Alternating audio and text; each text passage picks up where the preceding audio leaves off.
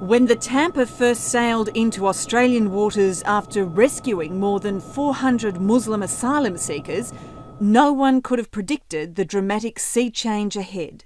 I can't remember one single issue which has more transformed politics than the decision taken by the Howard government late August this year to repel by military means all future boat asylum seekers and boat refugees. The Tampa was undoubtedly a detonator issue, and it was a detonator issue because the Prime Minister used it intelligently and ruthlessly.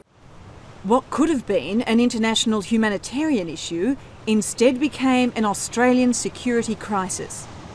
Public hostility towards the growing numbers of boat people, combined with the fear of extremist Muslims after the terrorist attacks in the United States. It's had a potent electoral effect reminiscent of another international bogey. The issue of communism right through the 1950s was an incredibly polarising and emotive issue in Australian politics. This issue, likewise, has the ability to drive a wedge into the Labor core constituency, and the anecdotal evidence out of the parties is that traditional Labor voters in working class electorates are flocking to the Liberals at this election. Suspicion and hostility also greeted Australia's first illegal boat people from Vietnam in 1977. But there was no national security crisis, even though it was also on the eve of a federal election. Under then Liberal Prime Minister Malcolm Fraser, a series of regional agreements virtually halted the flow. Ultimately, Australia took about 140,000 Indo-Chinese refugees, mostly in an orderly fashion. There are three central elements in why Australian opinion accepted the very large numbers of Vietnamese refugees and Indo-Chinese refugees. The first was that you had political bipartisanship.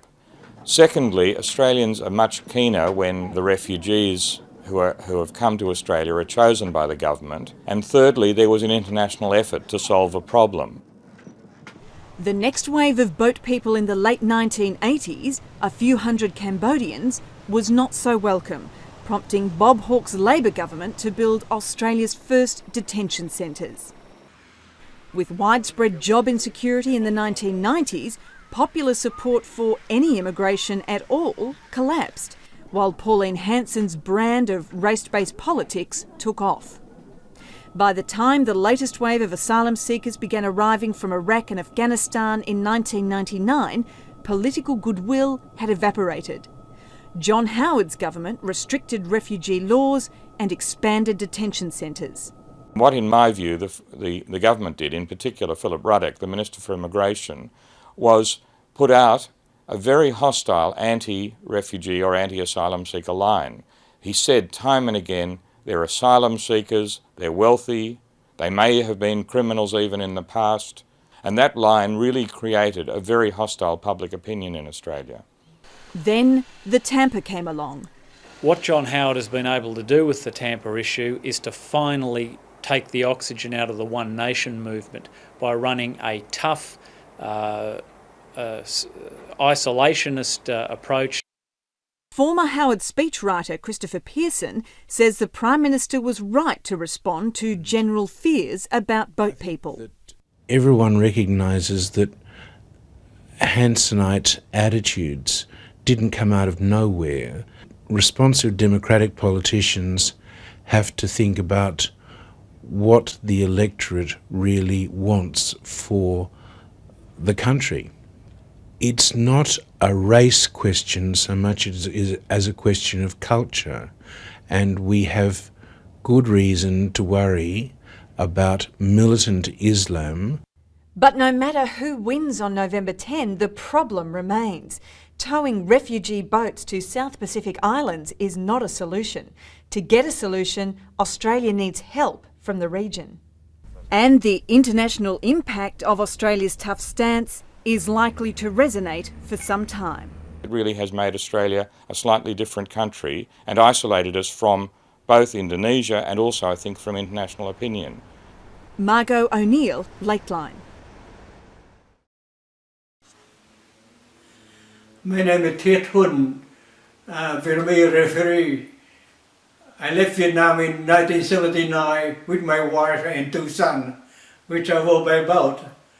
We travel by boat in 5 days.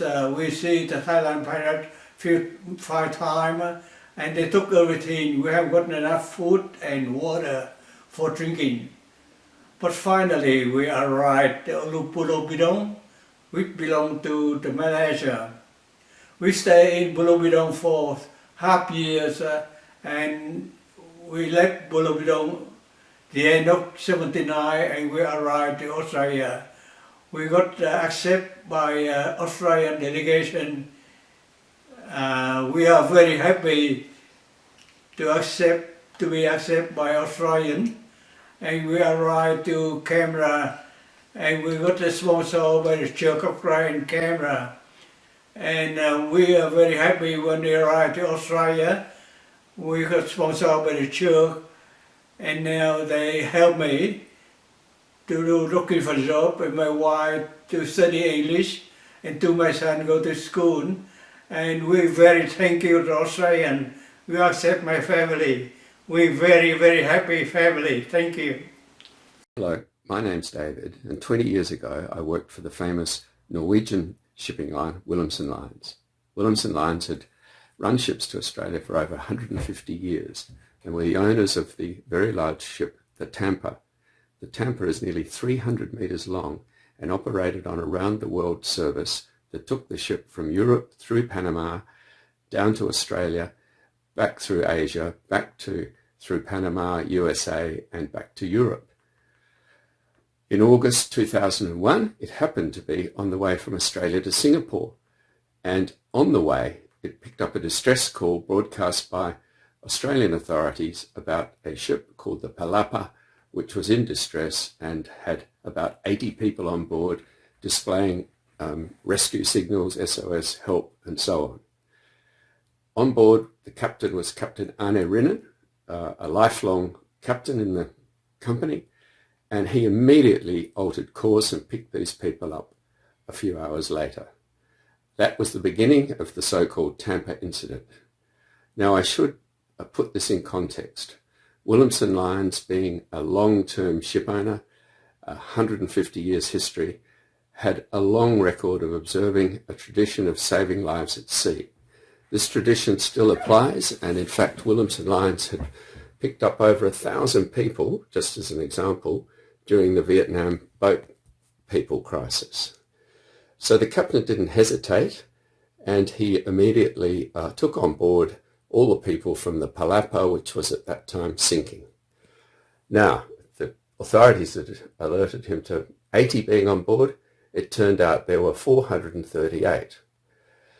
His intention was to continue to Singapore, but after a lot of discussion with the refugees, he decided to divert to Christmas Island in their interests and in the interests of his own ship and crew. Christmas Island is thousands of kilometres from Australia and actually closer to Indonesia, but it is Australian territory.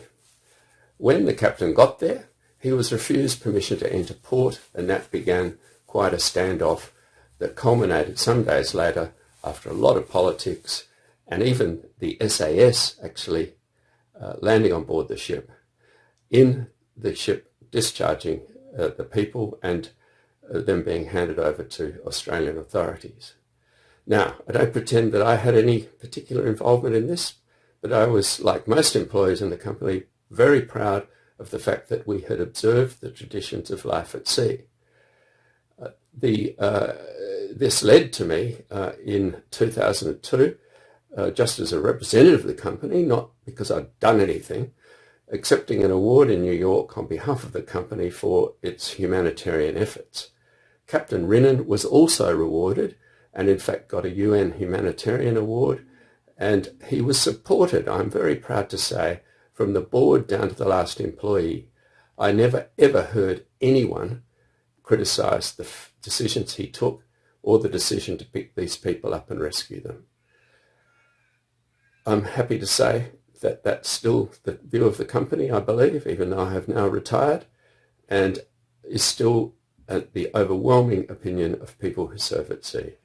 So that was a very good effort by the company, in my opinion, and the right decisions were made. The politics were intense. The publicity was unbelievable.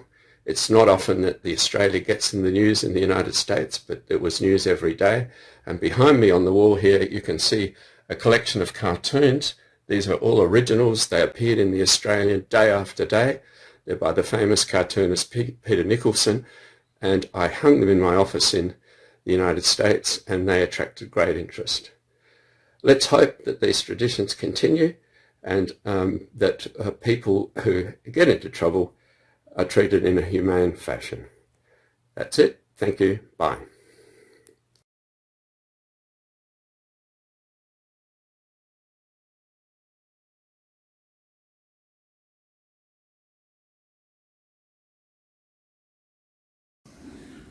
My name's Louise Redmond. I'm National President of Rural Australians for Refugees.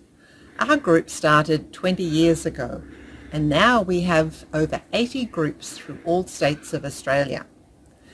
This means there are thousands of people in rural and regional areas who actively support and care for people seeking refuge in our country, fleeing persecution and war.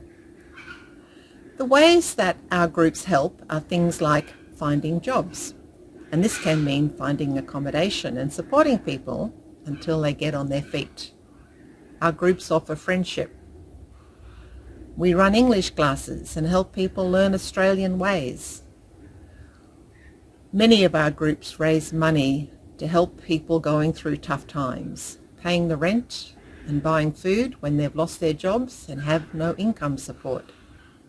We speak out for refugees and call for fair government policies.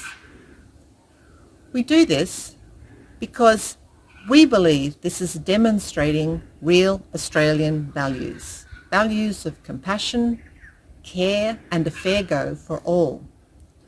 We also value the contribution that refugees bring to our communities. We reject fear. We reject cruelty. We reject the government policy of deterrence. The idea that you can lock people up for years without an end in sight as a way to stop others from coming seeking safety is abhorrent to us. We want refugees in our communities because of the qualities they bring.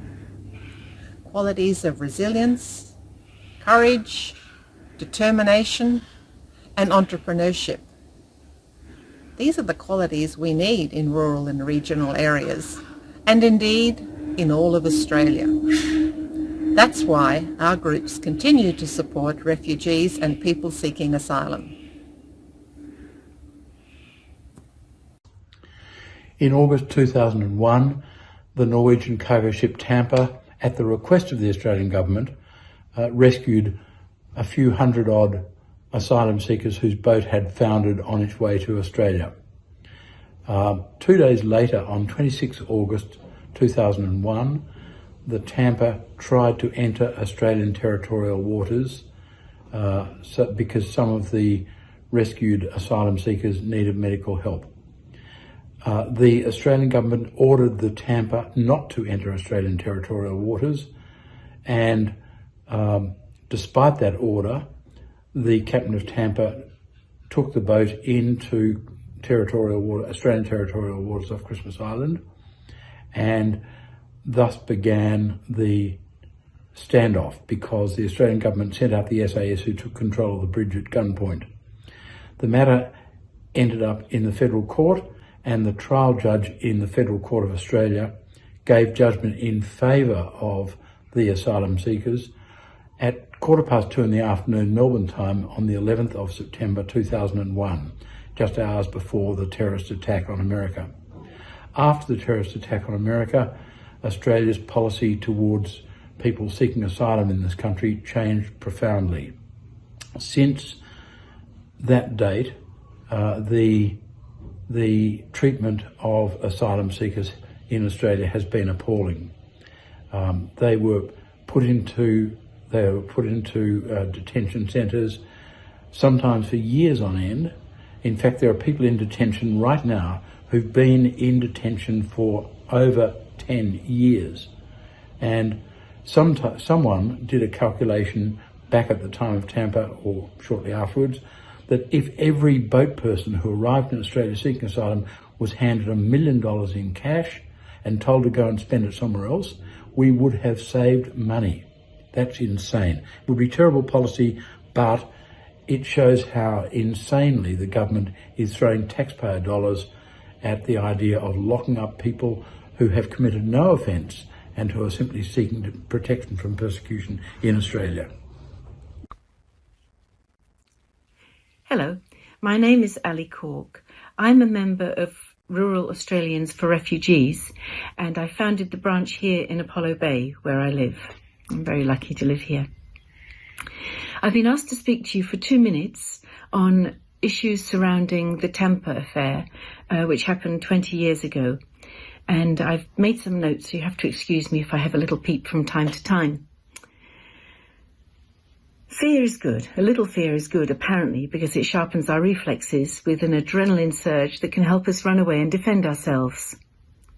But there's another sort of fear that I want to mention today, and this is a nasty, insidious kind of fear. It's the fear we've been told to have of something the government has chosen. And I'm talking here about refugees and asylum seekers, people who through no fault of their own have lost everything, their country, their home, their peaceful lives, and heartbreakingly their families. People who've had to move in an instant from living a life they knew and loved, like we are today, to living in a war zone surrounded by death, destruction, and the sort of fear we can barely imagine. Not only am I not frightened of refugees, I empathise with their plight, and I'll do everything in my power to help them.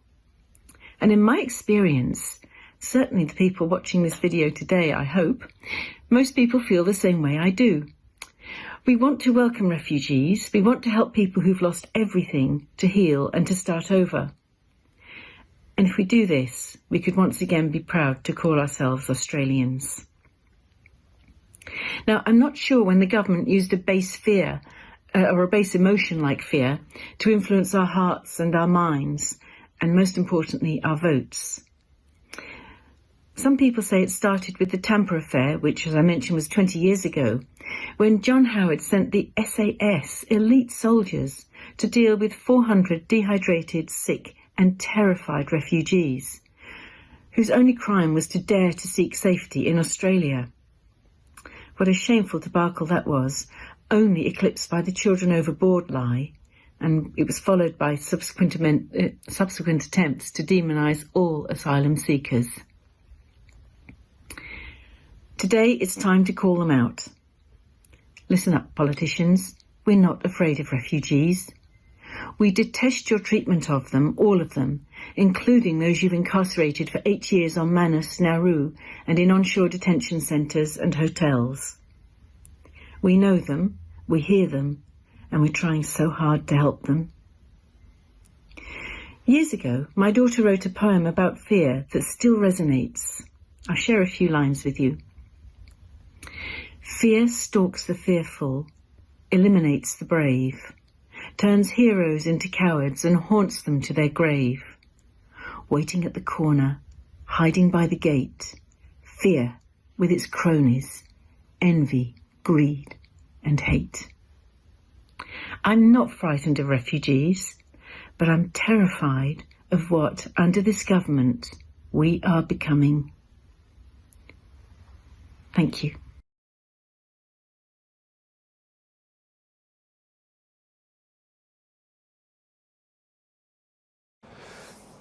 As we commemorate this significant anniversary of the Tampa crisis, I think it's helpful if we remind ourselves that nothing happens in isolation and without consequence.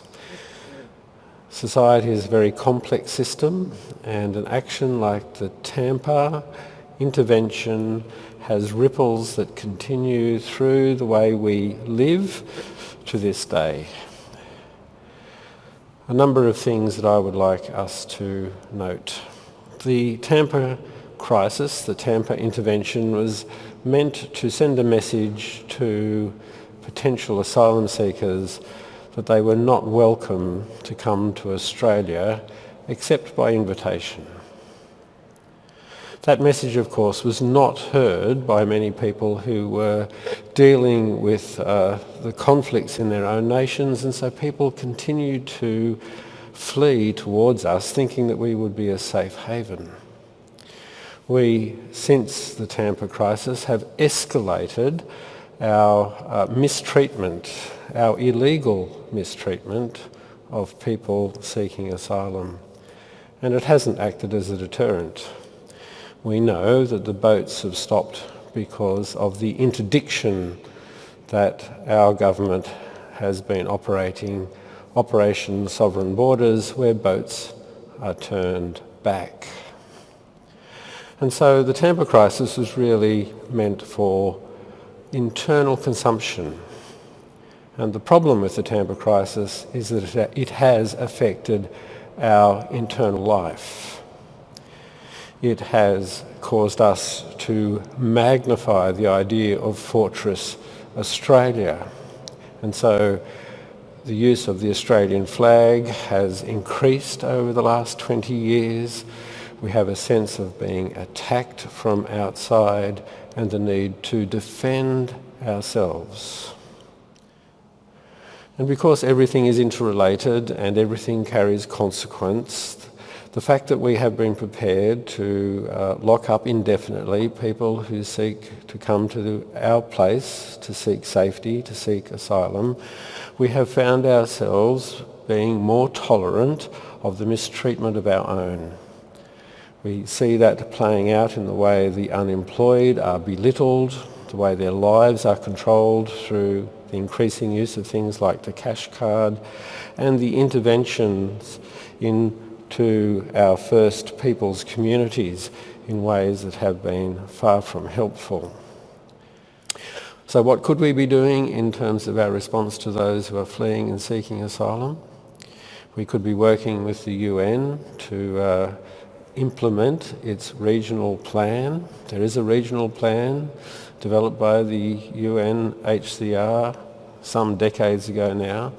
At the centre of that process is a thing called the Bali process, which relies really strongly on Australian leadership, and that leadership has been lacking for well over 10 years now. And the Bali process was a way of ensuring that people were processed for refugee status as they were moving towards Australia, so that they could have the comfort of having been found to be a refugee and therefore part of the process of being resettled. That process has largely been abandoned as Fortress Australia has been strengthened. So there are ways forward. The refugee crisis across the world is complex, just as the effect that the Tampa has had on our society is complex, but there is a way forward.